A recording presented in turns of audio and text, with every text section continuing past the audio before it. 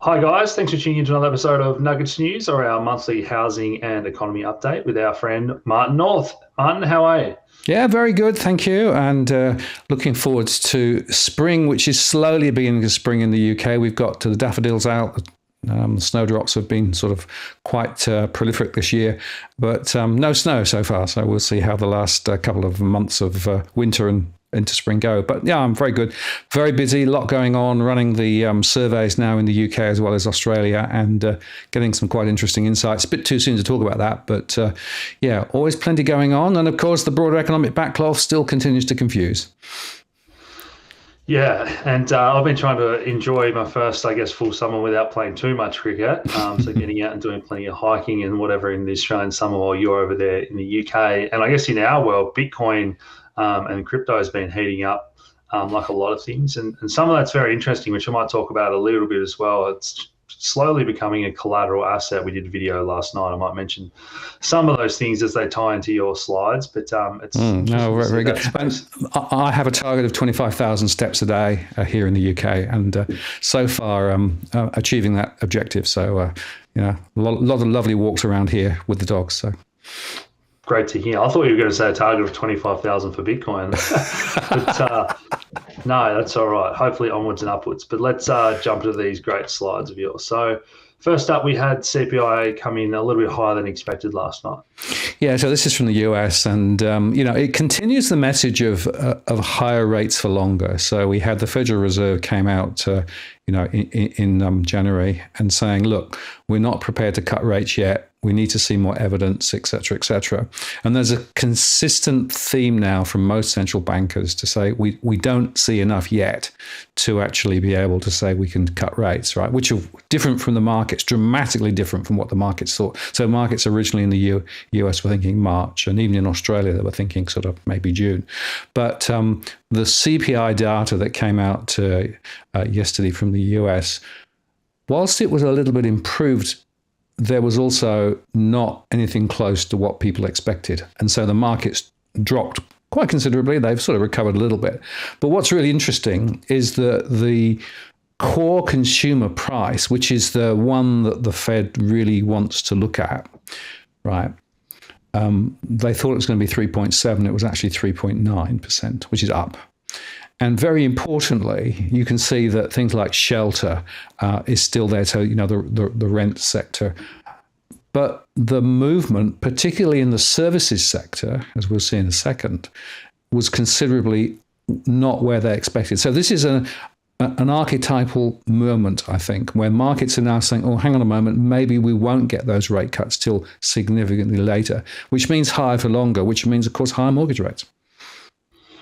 Yeah, and the other thing we normally look at as well from time to time is that true inflation data. So that's remained relatively low if we are to believe the way that they conduct their surveys and data gathering, still at about 1.4%, where it's been for a few weeks now. So we'll see if that comes true. But I think you're in the camp that we're going to see a little bit higher for longer than that. Well, there's a couple of other factors. If you go onto the second slide, you can see there that services is where the issue is at the moment, right? So services is because, of course, it's all to do with wages and, wage growth in the US, UK is pretty strong. Not so strong in Australia, but stronger than it was perhaps. But those services costs then flow through to higher costs. Plus, of course, insurance costs dramatically high, 18 to 20% higher in Australia over the last year. And that's because of the costs of replacing things when, they're stolen, or, for example, when buildings are damaged. And of course, we've had a lot of construction damage because of the storms. I'm thinking, Victoria over the last 24 hours, as an example. So services inflation is still the one to watch, but goods inflation has been where the benefits have come through. So basically, we had very high goods inflation.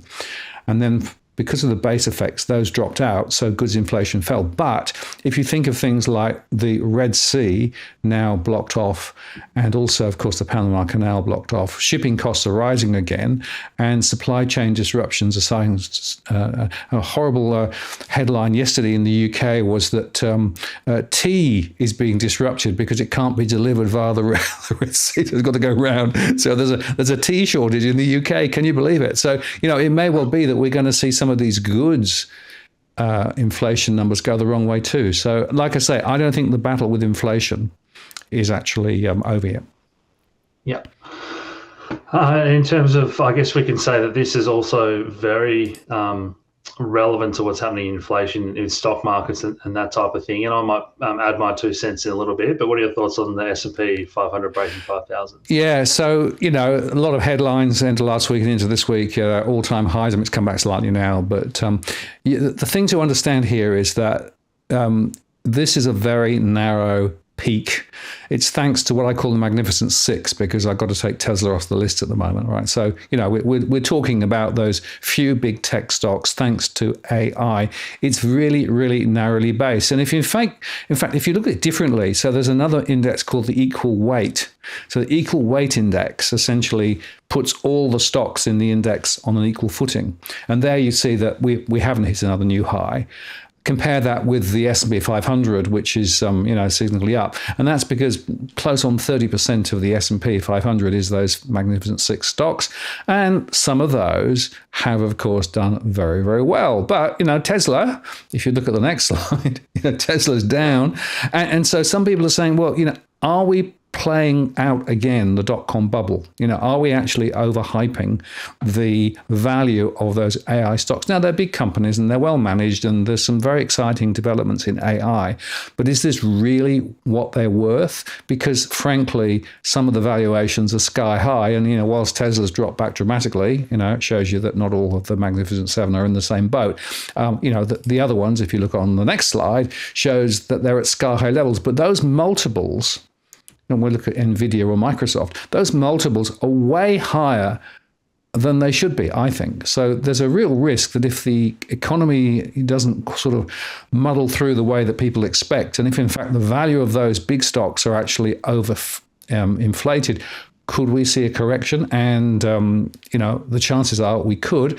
And then, of course, small caps, if you look at the next slide with the Russell 2000, they're not feeling the love at all. So this is a peak which is very narrowly based and is on a bit of a precipice. And I think that I wouldn't be surprised to see stocks come back 10, 15% because of the fact that it's not broad.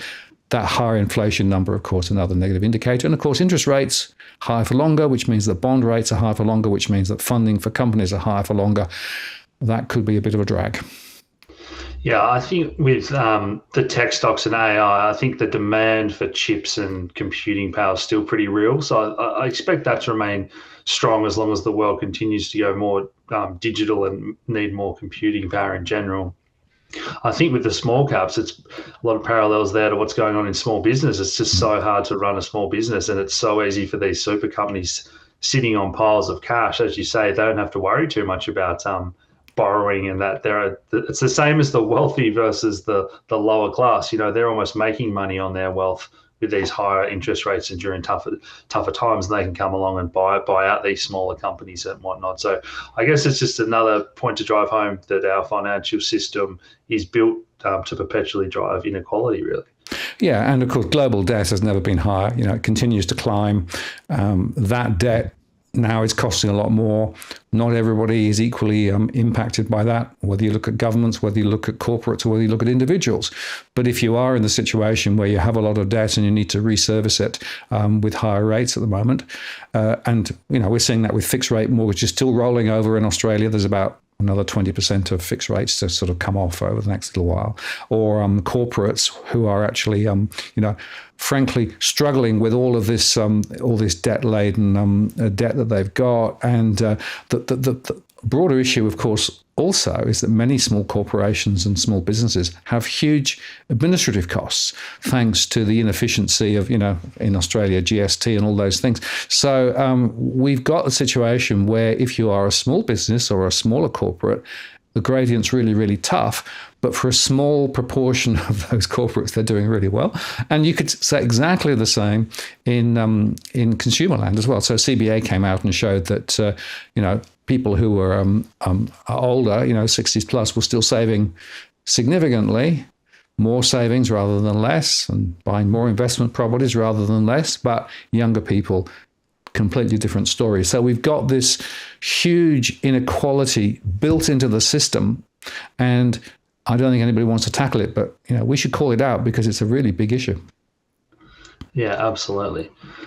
All right, so it's a little bit different over in Asian markets. Well, it's a tale of two Asias, right? So if you look at Japan, for example, so in Japan, the Nikkei 225 reached huge highs, and they're still saying they're going to keep interest rates relatively low, although the new governor there was saying, well, maybe we'll move it slightly. But the Japanese stock market is very strong, and inflation in Japan is, well, it's there or thereabouts. It's coming down a little, but so that's one end of the spectrum. But China is the other end of the spectrum, where you've got disinflation now in spades, where you've got the Chinese government continuing to throw more stimulus at various parts of the economy. We had, of course, Evergrande, that little inset at the top there. Evergrande stock now, of course, frozen. But the property sector, which was 30% of the economy, continued to languish. And the big question as to whether China will do more, whether it won't. What it's actually doing is trying to prop up some of the property sector. They've lowered the ratios on some of the banks to allow them to lend more, and they've done a few other things too. But the question is, it doesn't need to be working. So you've got, the second biggest economy in the world looking pretty sick. And by the way, India, which is, a completely different situation, again, all-time highs and growing quite fast. So for me, this shows me that the massive differences in different economies, and China pulling in one direction, the US pulling in the other direction. The other interesting observation is, of course, that China and the US have a strong interconnection, but the investment in China from outside of China is continuing to drift lower, whereas in fact China's pulling back its horns in some of the international investment. So again, it's sort of creating, I think, a further decoupling of the global economy, which is not necessarily going to help anybody. Maybe China need to take on the aggressive immigration policies of some of these Western countries to fill those ghost cities that they've been building the past few years, Martin. Well, they've got certainly plenty of ghost cities, plenty of half-finished buildings. There's enough in the pipeline on the construction side to keep the construction industry in China running for the next couple of years. But of course, the question is what happens then, because they're not really selling anything like the same number of new developments. And of course, in China, if you're a homeowner and you want to buy a property, you have to pay for it up front before it gets started. So what that means is that as that drifts forward, they might complete the ones that they're actually building if they can get the materials at a reasonable price. But what happens after that? That could mean the demand for steel comes down. And if demand for steel comes down, that could actually put pressure on commodities.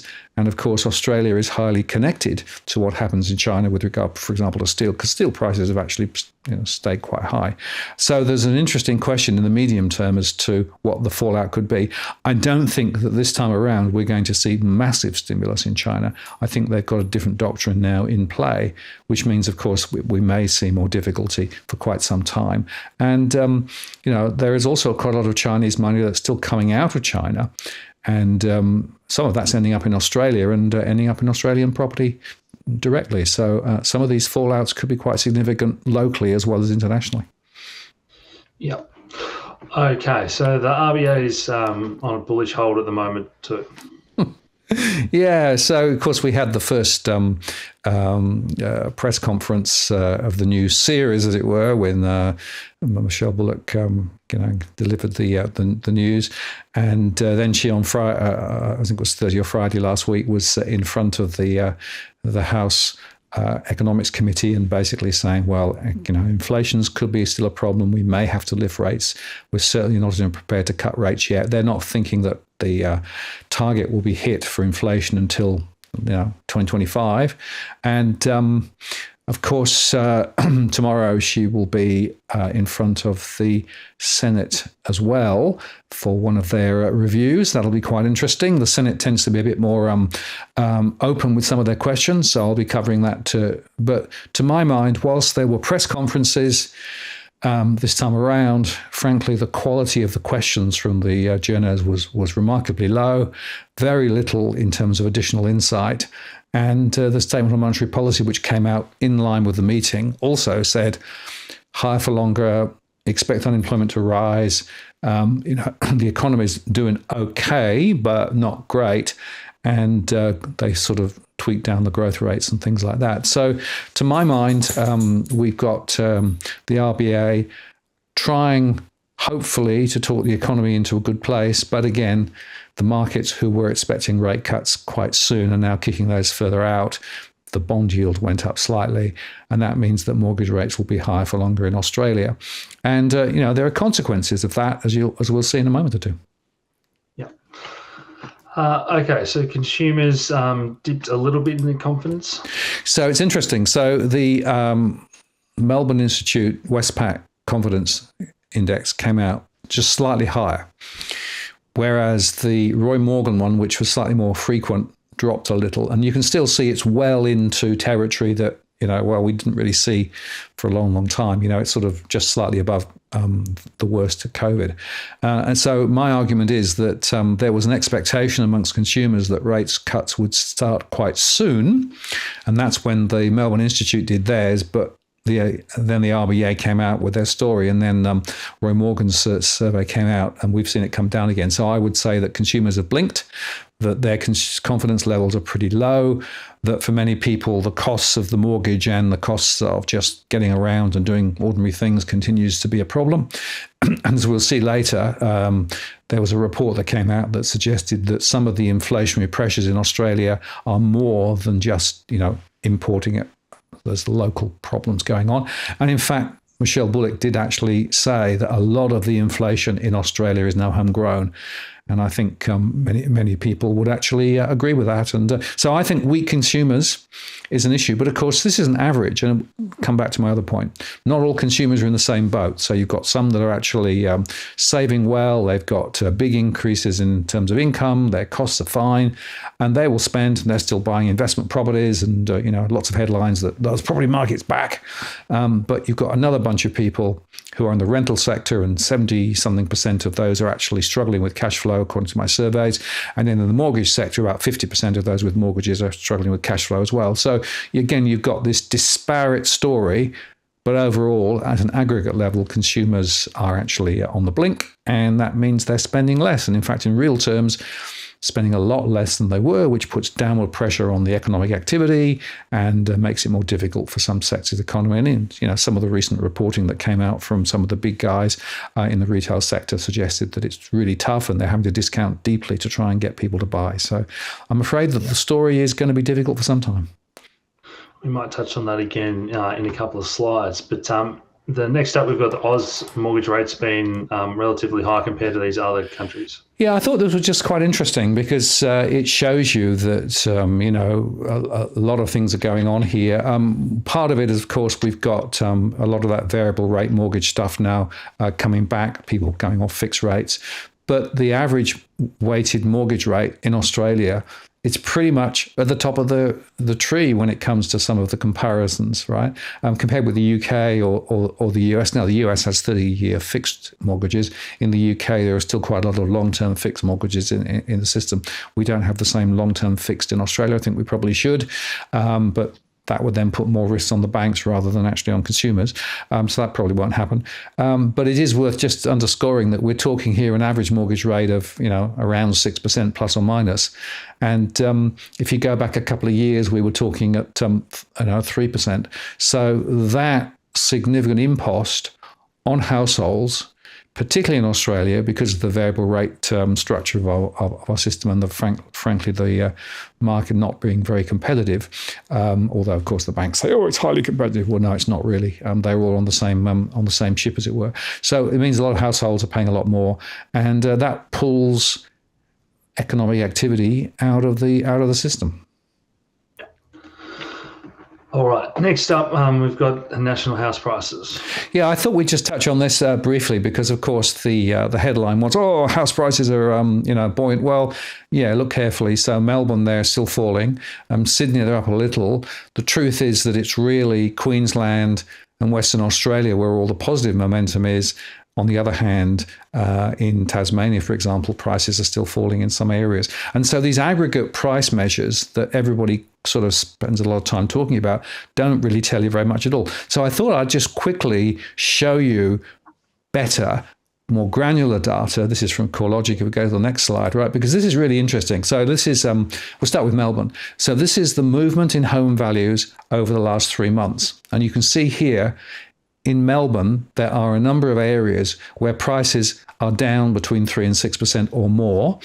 There are a couple of areas where they're going up, but you can see here that it's not uniform across the whole of Melbourne. And that's the key point, granularity, right?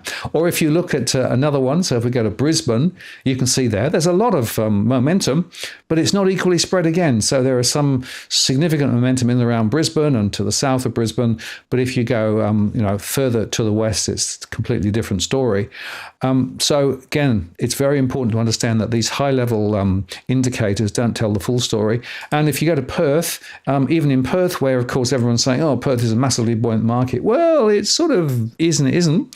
So if you look in some areas over the last 3 months, particularly in and around the centre of Perth, prices have actually been relatively stable or slightly higher, whereas in other areas, they're up quite a lot more. And, that sort of makes a pretty important point about the fact that it is very, very different in different locations. And even in different suburbs in the same region, you get different outcomes. So these high-level indicators don't tell you much. And the final chart, which I just want to focus on, rents.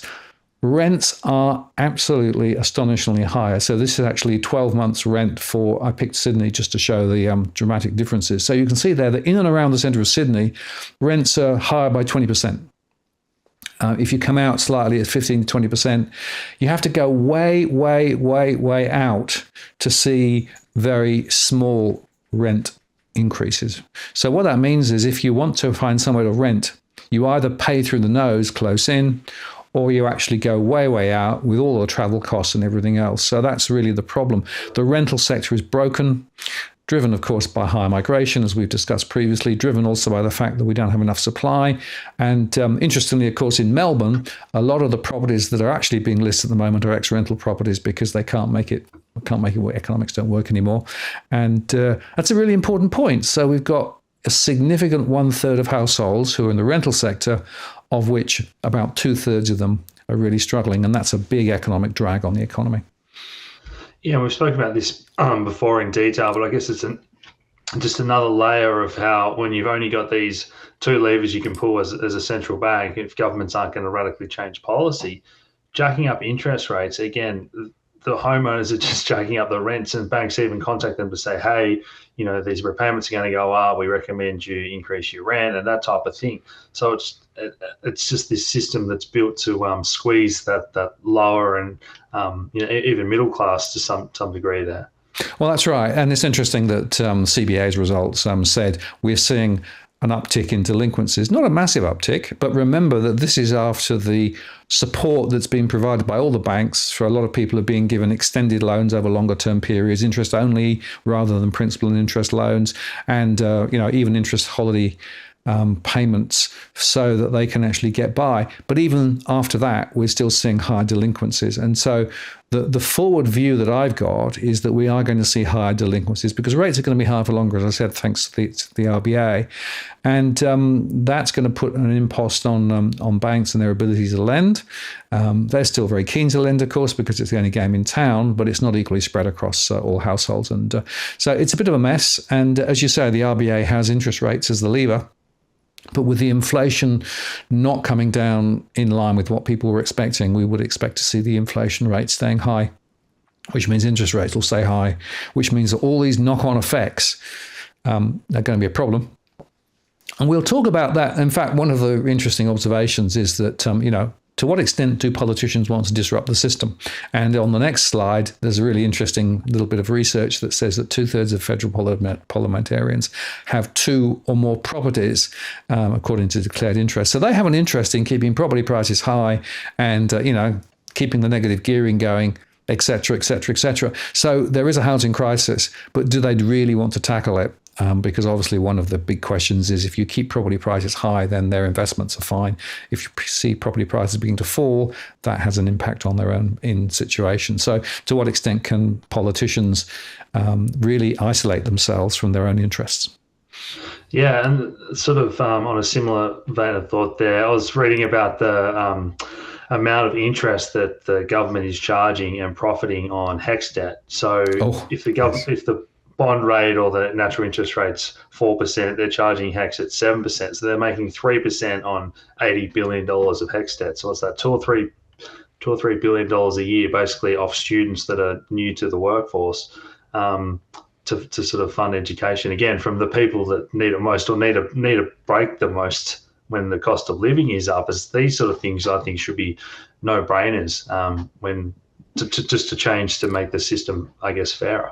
Well, of course, the youngsters who've been through university and have those HEX debts are the very people trying to save for a deposit to get a house, and the very people who are having to pay for the nose through mortgages in the mortgages or rents in the meantime. So it's a really big structural issue, and I don't think politicians really want to recognise just how big the housing crisis is. And in fact, the next slide, I just put up this little piece of information. This is from IPA.org that said new research released from IPA estimates the federal government's unplanned rise in net overseas migration to over 1.75 million by 2028 will create a housing shortage of 252,000 dwellings in the same period. So migration is a really, really big part of the story here. And of course, population.org.au, so big Australia equals housing crisis, and they should have showed the tent city there. So migration is part of the question. And of course, the governments claim that they're doing things about migration, but really they're not doing much at all. And they still want to bring more people into the country at a time when we can't house the people we've got here. It doesn't make a lot of sense. But on the other hand, you look at what the mainstream are saying. Well, the mainstream don't want to recognise the problem. The mainstream are on the other hand saying, oh, no, everything's fine. Auction clearance rates surge, signs pointing in the right direction. And, Ray White says it's looking pretty good as the clearance rates are pretty high. The property market is in trouble. But there are a lot of property investors and a lot of international migrants coming in who can still afford to buy. Locals in Australia can't. And a lot of youngsters can't afford to get into the market, which is completely distorting the market even further. But the politicians really don't want to talk about this. They want to talk about, it's a supply problem. We'll just build more high rise if it's even if it's cheap and it falls down quite quickly. I mean, structurally, we're a long way off tackling the root causes, in my view.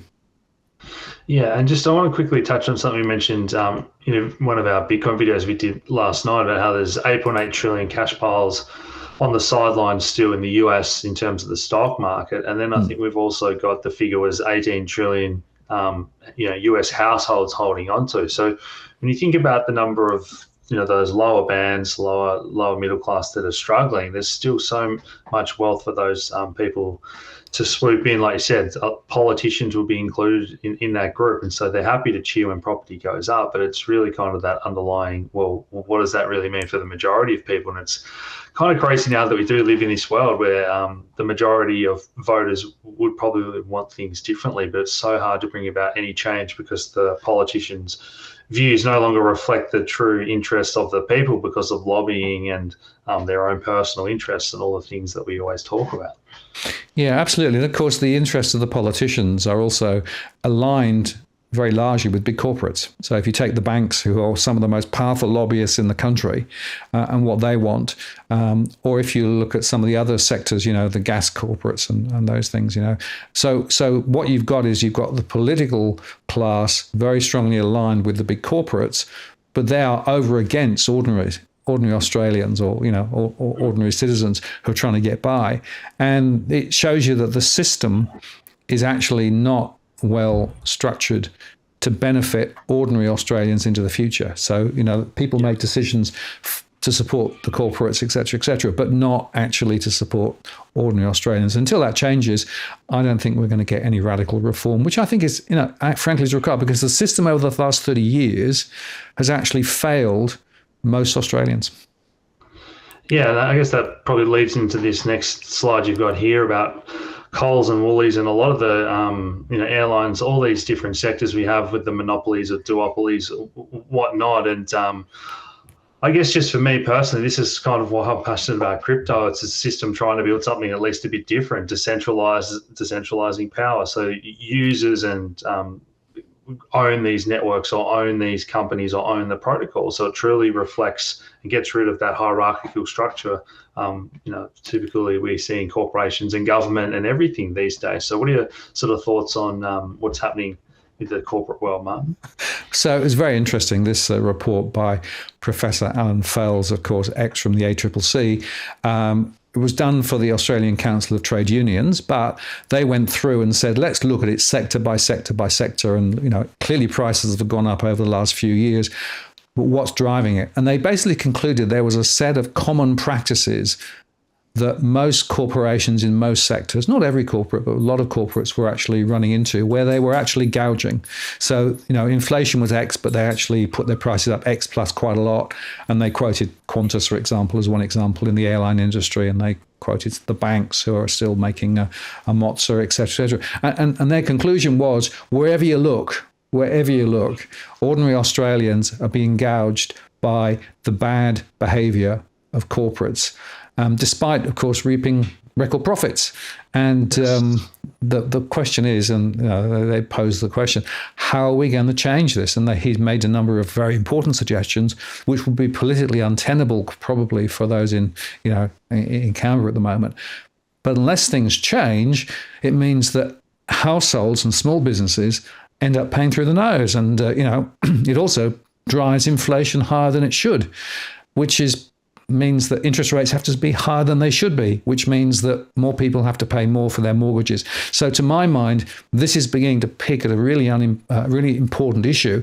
And, that thread could unwind quite interestingly and significantly if politicians take it seriously. But of course, like I said earlier on, maybe they've got enough vested interest to look the other way. But for me, this was a really important report. And if you've not read it, I really recommend going across and getting a copy of it. It's a really insightful piece. Yeah, so I guess, again, negative gearing, a similar thing to what we've mentioned with everything. Is it going to be too unpopular to push through? And maybe it will. But I guess with all of this, I guess I'd say if nothing does change, then we start to see the election of more radical politicians and people that put their hand up in different parties, as we've seen across other countries already. And people tend to rise up and we see more unlawful behaviour and protests, and people get to the point where they're completely fed up with the politicians and the corruption and corporates not being fair on the general populace. Well, it does tell you about the state of the times, So Albo did a flip on the stage 3 tax and got a bounce in the polls for doing it. And by the way, the evidence looks as though Treasury actually recommended this strategy to Albo as a way of configuring the stage 3 tax cuts without adding extra inflation. We'll see about that. But then, of course, the discussion switched to specifically negative gearing, but also the 50% capital gains relief for investors, property investors.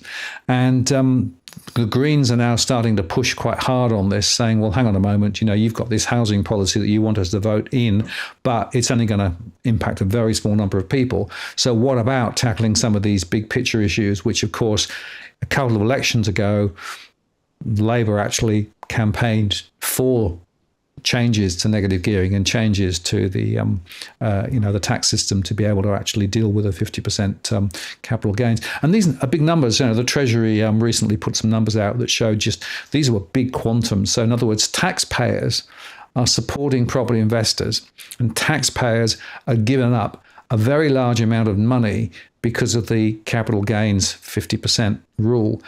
And they showed some distributional benefit data as well, which showed that basically high income earners benefited most from both the negative gearing and also from the 50% capital gains rule.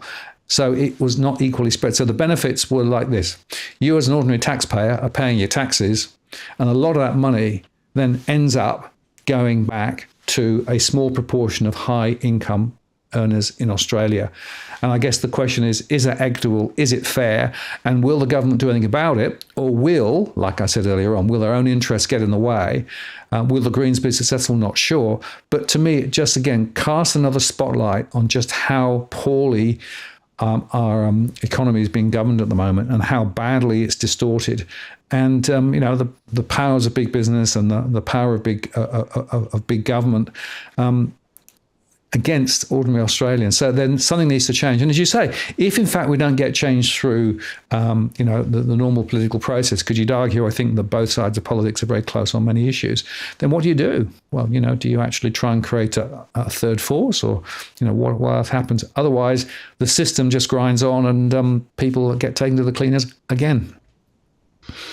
Yeah, what's the JFK quote, Martin? Those that make peaceful resolution impossible will make violent revolution inevitable, something like that. So yeah, spot on. And of course that then suggests that you look outside the system, which of course is precisely where the crypto language starts to come in, because if you believe that the system is biased against you, then you look for an alternative system. Yes, don't complain about it. Build a new one, which is what people are trying to do in our world. Whether or not it works, we'll have to wait and see. But as always, guys, if you've got any comments, we love reading those on any of the topics and slides we've covered today. I'll have the links to all Martin's content down below, where he does regular videos on all this stuff. And we'll continue to do our crypto videos and crypto research as well. But thanks a lot for joining us. Hit that like button, subscribe, and Martin will do it all again next month. Yeah, look forward to that. See you. Take care. Bye-bye. Thanks, guys. Cool. Thanks, Martin. Yeah.